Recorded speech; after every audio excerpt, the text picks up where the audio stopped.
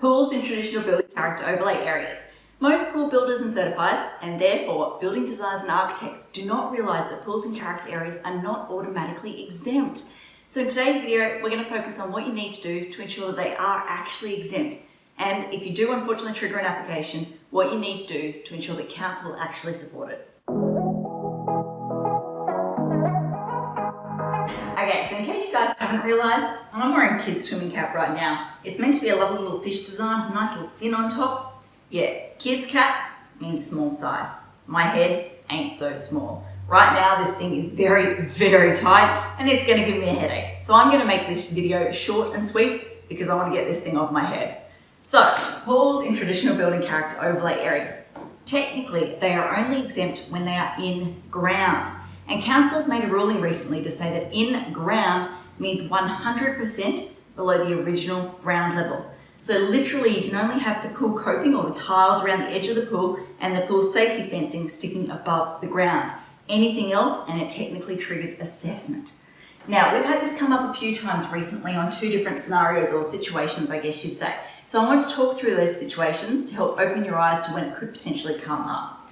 So this situation right here, in case you can't work it out, the wavy line I've got there is meant to represent the ground level. So in this situation, the ground level sloped away from the house.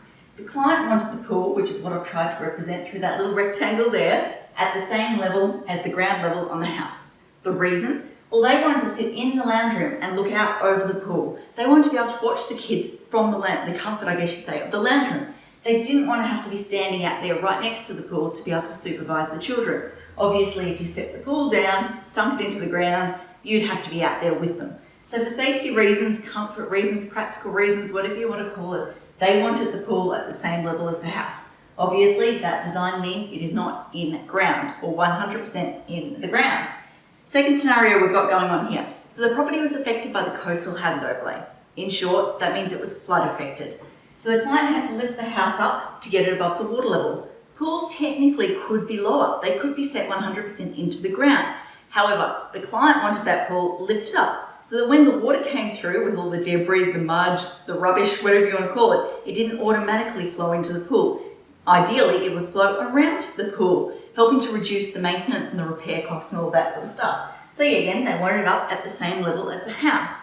Again, same thing here. That means it's not in ground. It's not technically, if I can work out, covered by the exemptions. So those two scenarios there are accessible by council. In the past, council was pretty blasé when it came to pools. They were like, yeah, it's a small structure. In comparison to the house, it's not going to have much impact on the character. We don't really care.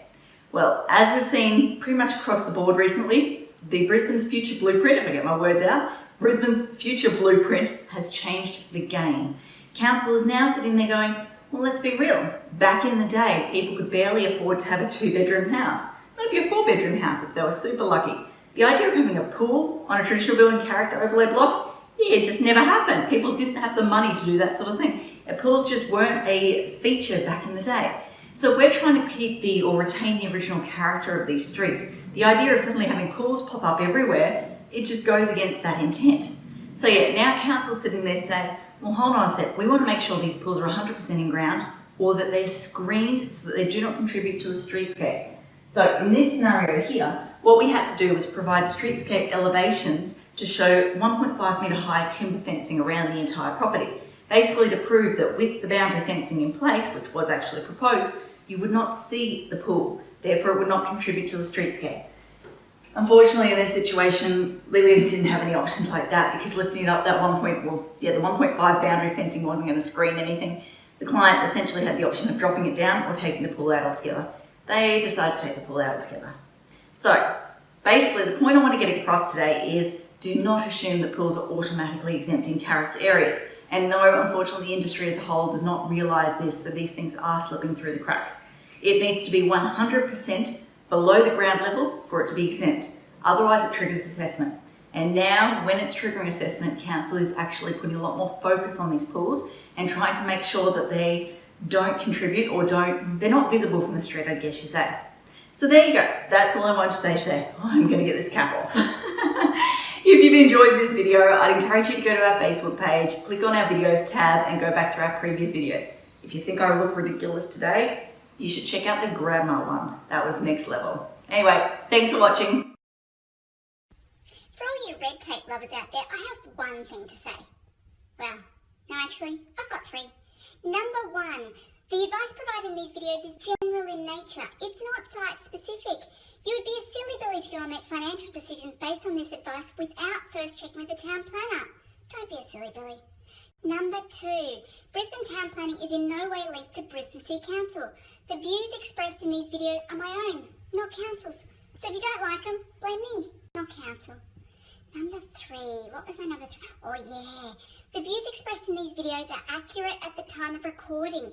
If you're watching this video back 10 years from now, the views may not be so accurate. That's all.